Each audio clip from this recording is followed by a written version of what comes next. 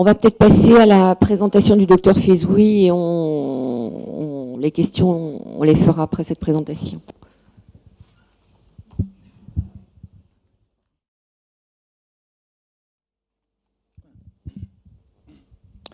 Je voulais remercier Claudine Son et Frédéric Verret de m'avoir honoré pour présenter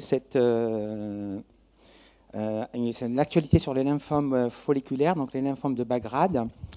Hop, et donc, première diapo, c'est lien d'intérêt avec les laboratoires, j'en ai aucun. Et donc, on va s'intéresser au lymphome indolent. Le lymphome folliculaire étant le lymphome le plus fréquent parmi les lymphomes de bas grade, donc j'ai préféré donc parler de ce lymphome. C'est le deuxième sous-type le plus fréquent, après le lymphome B diffus à grandes cellules. Il représente à peu près 20% des lymphomes non-hodgkiniens, mais par contre, il représente 70% des lymphomes indolents, c'est-à-dire les lymphomes de bas grade. Alors, l'incidence, elle est égale dans les deux sexes, avec un âge moyen de 60 ans, mais on le retrouve à tout âge, exceptionnel avant 20 ans. On remarque aussi que l'incidence en Europe a augmenté, elle est de 5 à 7 pour 100 000 habitants, alors qu'elle était de 2 à 3 dans les années 50. Est-ce que les outils diagnostiques ils sont pour quelque chose? Les facteurs environnementaux, certainement. Donc, sur le plan clinique, en fait, on parle de lymphomes indolents. Donc, les lymphomes indolents, contrairement aux lymphomes agressifs, on ne sait pas les guérir. Mais c'est des lymphomes qui évoluent de façon lente. Ils se manifestent souvent par des adénopathies généralisées, indolores, parfois avec des signes généraux, mais ce n'est pas assez fréquent. On les retrouve dans moins de 20% des cas. Ils sont souvent asymptomatiques, d'où le terme indolent. L'atteinte médulaire est assez fréquente, de l'ordre de 70%. Les atteintes spléniques et hépatiques aussi fréquentes. Par contre, les atteintes extraganglionnaires sont rares, et notamment digestives, cutanées aussi. Ces lymphomes, ils expriment bien sûr le fameux CD20, le CD19. Par contre, ils n'expriment pas le CD5, qui est un diagnostic différentiel du lymphome du manteau. On retrouve la translocation 14-18 avec l'expression du BCL6. C'est très important parce que ça peut faire un diagnostic différentiel comme c'est un lymphome de bas grade, avec les fameuses hyperplasies folliculaires bénignes. Donc, important de faire la part des choses. Comme je le disais, donc c'est vrai que c'est des lymphomes qu'on ne guérit pas, mais la survie médiane est quand même longue, de l'ordre de 7 à 9 ans, avant l'arrivée des nouvelles thérapies. Et ce qu'il faut savoir, c'est que les lymphomes de bas grade, malheureusement, peuvent se transformer en lymphomes agressifs du type B, diffus à grandes cellules, dans 30 à 40% des cas. Et des fois, on peut les diagnostiquer à ce stade de transformation. Alors, comment on fait le diagnostic? Biopsie ganglionnaire obligatoire. Hein, d'accord. Donc, le prélèvement est quand même adressé, on va voir ce qu'il en est de la biopsie ganglionnaire.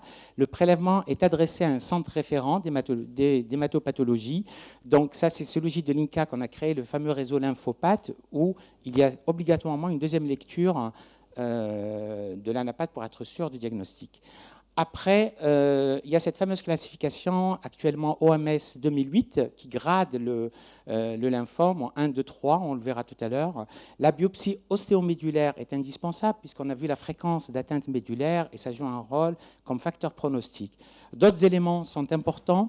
Le taux de LDH, la bêta-microglobuline, qui est un facteur tumoral important, les sérologies virales VIH, hépatite B, C. Pourquoi? C'est à cause des nouveaux agents thérapeutiques tels que les anticorps monoclonaux, car il y a un risque de réactivation de certains virus si le patient a par exemple une hépatite B, donc il faut s'assurer que le patient a des sérologies négatives. Une électrophorèse des protéines sériques pour voir s'il y a un pic monoclonal associé ou alors une hypogammaglobulinie sévère qu'il va falloir surveiller à cause du risque infectieux. Bon. En imagerie, contrairement au lymphome B diffus à grandes cellules où le TEP scanner est d'emblée demandé au diagnostic et dans le cadre du suivi, le scanner, l'examen à demander en premier lieu, c'est bien sûr le scanner cervico-thoraco-abdominal, abdominopelvien, qui permettra de mesurer la taille des ganglions. On est dans des lymphomes de bas grade. Alors, le TEP scanner n'est pas obligatoire. au diagnostic. Mais certaines études ont montré qu'il peut dépister des zones de transformation. Un patient, par exemple, qui vient avec une altération d'état général, on fait un scan, on trouve des masses ganglionnaires, et on se dit, bon, est-ce que c'est juste un lymphome folliculaire ou c'est un lymphome en transformation? En faisant un TEP scanner, si on voit une hyperfixation avec une SUV importante, vaut mieux biopsier au niveau de cet endroit parce que le pronostic et le traitement peut être différent. Alors, certaines études ont montré aussi, notamment dans l'étude PRIMA, qu'il permet aussi de confirmer les stades localisés pour lesquels on pourrait proposer une simple radiothérapie ou alors juste un anticorps monoclonal. Et une fois fait, il pourra évaluer la rémission complète s'il a été fait, bien sûr, au diagnostic. Alors, le fameux grade OMS 2008, donc, en fait, il se base sur la présence du nombre de centroblastes sur des champs, donc évalués au microscope à fort grossissement. Ça, c'est les anatomopathologistes qui le font. Hein. Donc, on a 3 grades, le grade 1 et 2, où il y a moins de 5 et moins de 15% de centroblastes. Il y a qui sont des formes vraiment indolentes, pardon, et le grade 3 est 3 subdivisé en 2 groupes. Le groupe A avec un peu plus de 15% de centroblastes, mais persistance de centrocytes, et le grade B, où on n'a que des blastes, il n'y a plus de centrocytes, et lui, on peut le considérer quasiment comme un lymphome agressif et à traiter comme un lymphome B diffus à grandes cellules. Alors, je vous parlais du TEP scanner, et c'est par rapport à l'étude PRIMA, où ils ont fait, étude PRIMA, c'était une étude qui évaluait donc, une chimiothérapie par R, donc anticorps monoclonal associé à une chimiothérapie, puis traitement d'entretien par MAPTERA. On a fait des TEP scanners, on a essayé d'évoluer, de voir le pronostic des patients qui ont un TEP négatif ou positif, et on voit la différence significative pour les patients qui ont un TEP négatif par rapport au TEP positif sur la survie sans progression. Maintenant, pour revenir à l'histoire naturelle du lymphome folliculaire, on voit que depuis les années 60 jusqu'à maintenant, les choses ont un peu évolué.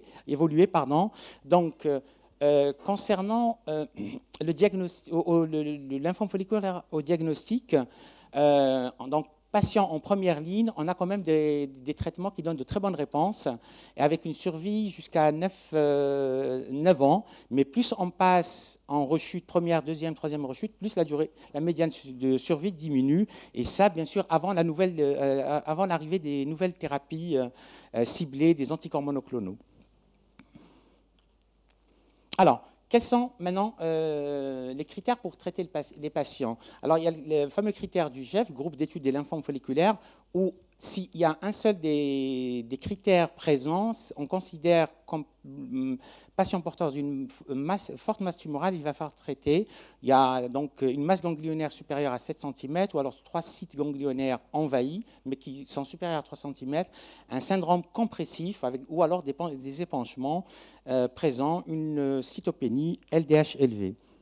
Mais on a trouvé un autre comme LIPI dans les lymphomes B diffus à grandes cellules. Nous, on a ce qu'on appelle le FLIPI, l'index pronostic des lymphomes folliculaires. On avait le FLIPI 1, où on évaluait le nombre de nodules de ganglions atteints, l'âge, l'augmentation des LDH, le stade Ann Arbor, bien sûr, qui se subdivise en 4, 1, 2, 3, 4, selon la localisation des ganglions, et le taux d'hémoglobine.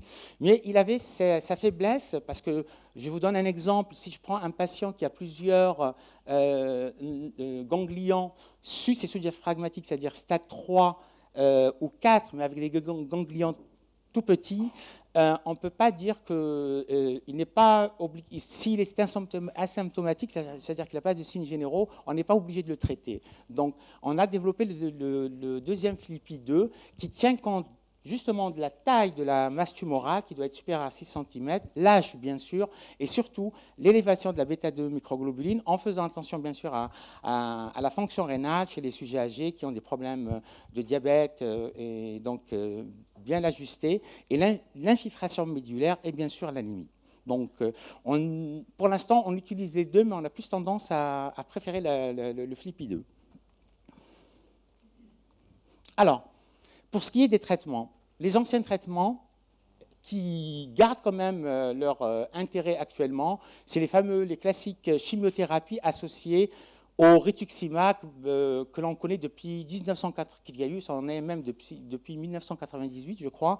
Et donc, on l'utilise avec des chimiothérapies de type RCVP, CHOP, R-CHOP, comme le lymphome B diffus à grande cellule. Récemment, enfin, il y a quelques années, les Allemands se sont intéressés à la bendamustine, qui est une drogue, un agent alkylant associé au rituximab et qui donne de bons résultats, et puis l'interférent, avec voilà, à peu près des survies. On en voit quand même que le R-CHOP fait quand même très bien, même le Herbenda. Donc ça, c'est les traitements classiques que l'on utilise encore aujourd'hui.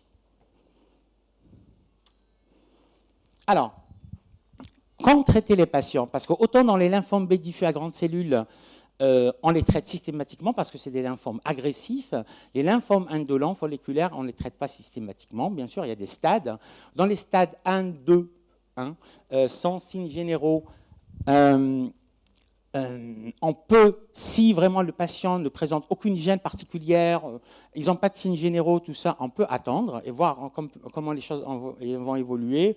Sinon, s'il y a une seule masse isolée qui est gênante, on peut proposer de la radiothérapie. À l'époque, on proposait des doses un peu plus importantes, de l'ordre de 30 à 40 gray. Maintenant, on fait plutôt des doses de 24 gray fractionnées en 12. Mais bon, lorsqu'on a une localisation ORL isolée, radiothérapie ORL, ça sous-entend mucite et parfois un syndrome sec. Il y a une autre alternative, c'est l'anticorps monoclonal ciblé, rituximab seul, qui donne de bons résultats. Donc, dans les stades 1 et 2, c'est soit abstention, soit traitement de type radiothérapie ou anticorps monoclonal. Maintenant, quand il y a des signes généraux, etc., bon, on peut aller au traitement comme les stades 2, 3 et 4. Et donc les stades 3 et 4, même certains stades 3 avec des adénopathies qui ne sont pas volumineuses, pas de signes généraux, on peut surveiller le patient. On avait dit que c'est une maladie incurable et donc qui évolue lentement dans le temps. On peut attendre et surveiller, par contre, de façon très régulière le patient. Maintenant, s'il présente des signes ou des critères de traitement tels que le FLIPI2, les traitements proposés, on en a parlé avant, c'est la chimiothérapie de type R-CHOP, le Herbenda, etc.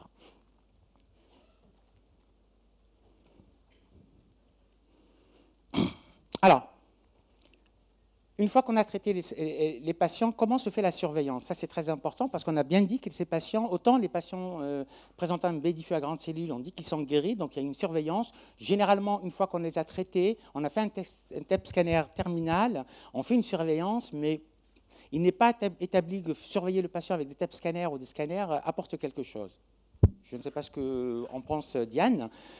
Par contre, dans les lymphomes folliculaires, c'est des lymphomes donc qu'on sait mettre au plus bas niveau, c'est-à-dire, mais on sait qu'on ne les guérit pas, donc il y a un risque de rechute. Donc la surveillance dans les 2 premières années, ce qui serait judicieux, c'est de les suivre pendant 3 mois, tous les 3 mois, pardon, et puis si les patients restent en rémission, on passe à tous les ans, à tous les 6 mois, pardon, pendant jusqu'à 5 ans, et au-delà, une surveillance annuelle.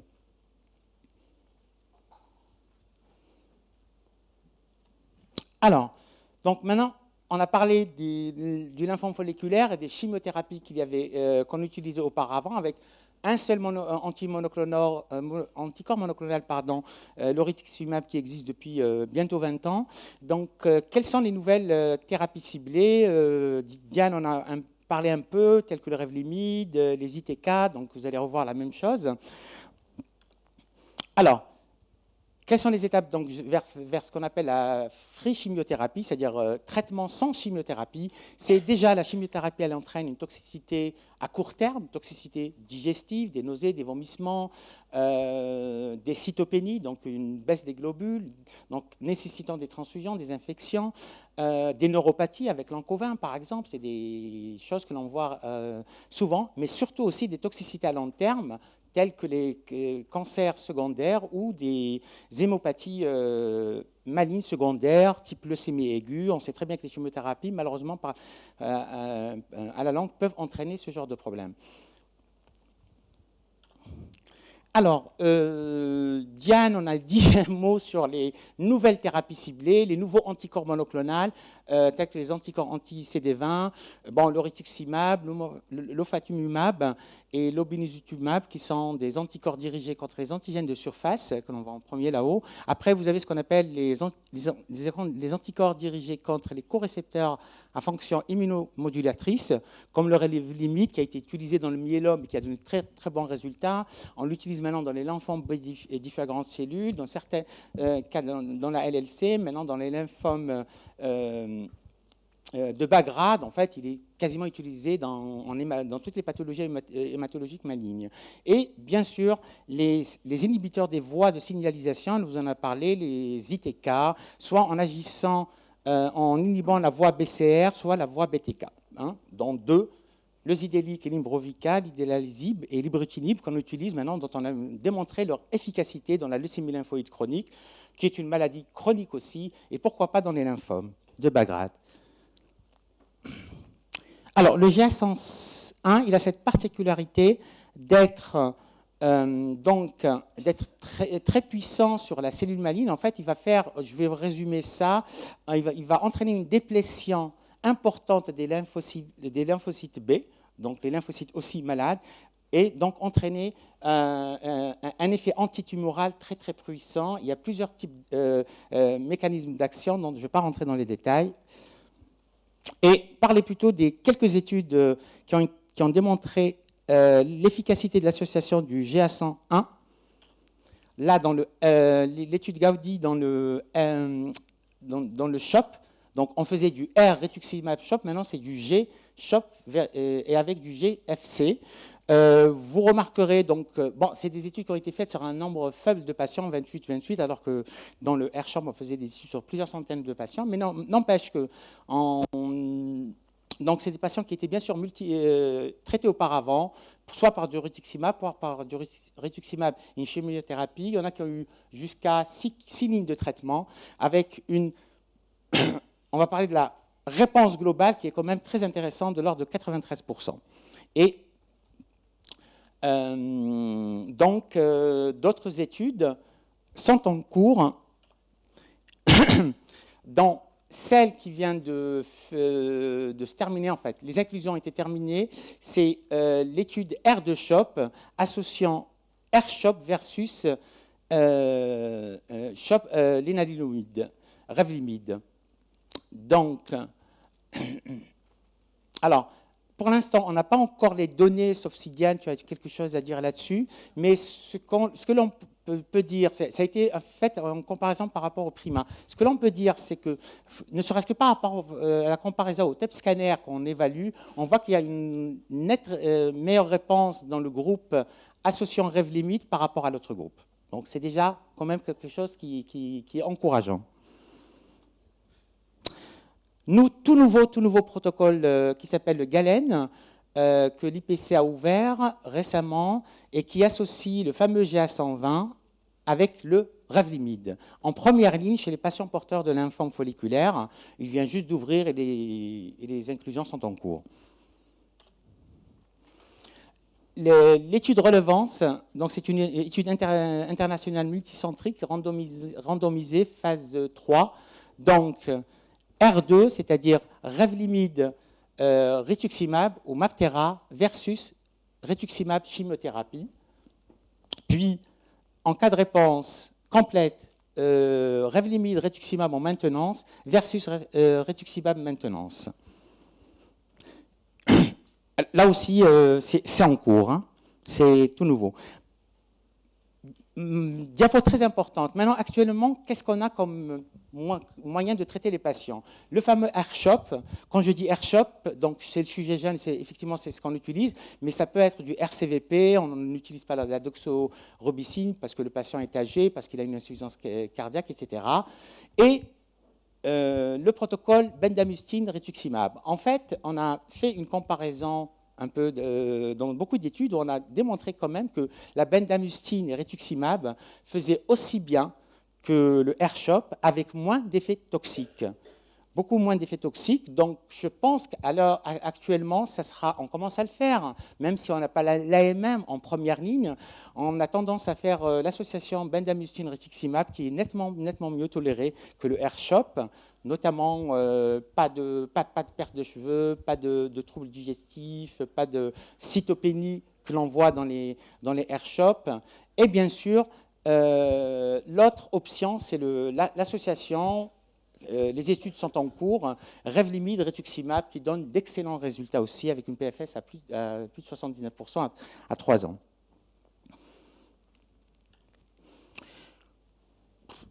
Très rapidement, ça c'est toutes les études effectivement qui sont en cours avec le Revlimid versus chimiothérapie, rituximab, etc. Et on se rend compte que le Revlimid associé même à l'anticorps monoclonal, rituximab ou à la chimiothérapie donne de très bons résultats par rapport à la chimiothérapie seule ou même Revlimid seul.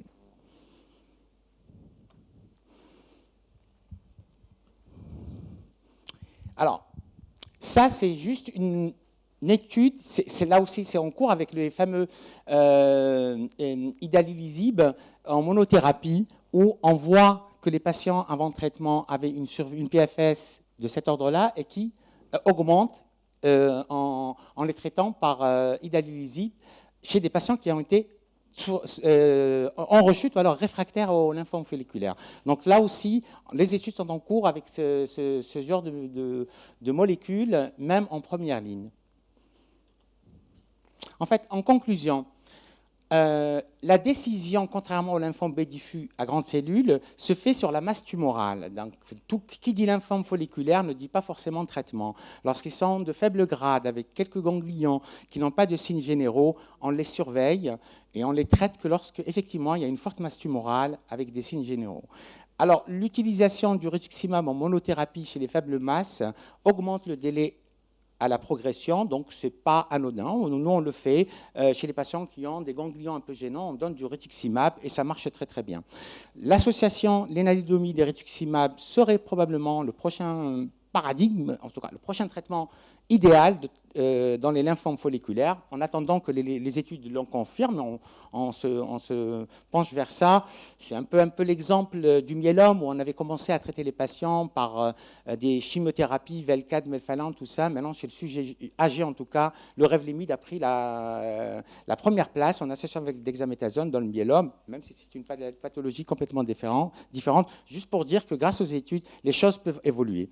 Maintenant, après, place des nouveaux agents allant modifier le panorama. On a plein de nouveaux traitements dont on a parlé déjà, Diane, et vu sur les diapos. Et puis, bien sûr, ne pas oublier, et ça c'est très, très, très, très important, d'inscrire, de participer à des essais thérapeutiques. C'est le seul moyen d'avoir vraiment la chance de dire si tel ou tel médicament a une efficacité ou pas.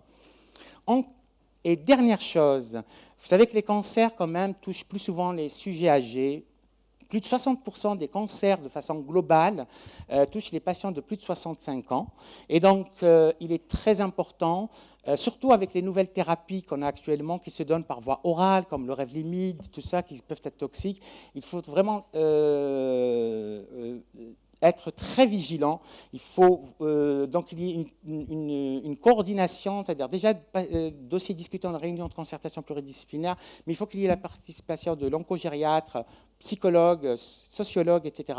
Et c'est très important d'évaluer l'état du patient avec des échelles d'activité, des échelles d'évaluation gériatrique, à savoir est-ce que le patient, parce que maintenant on a des médicaments qu'il prend à la maison, ce n'est pas du Doliprane, c'est du Revlimid quand même, qui est un médicament toxique. Est-ce qu'il arrive à le prendre tout seul? Est-ce qu'il arrive à suivre le schéma de traitement, etc. Et on a l'évaluation des comorbidités avec le score de Charlson, le CIRCG pour la LLC, etc. Donc, pas que pour les patients âgés, mais même pour les patients jeunes, la prise en charge doit être concertée, adaptée et optimale pour tous les patients. Et je vous remercie.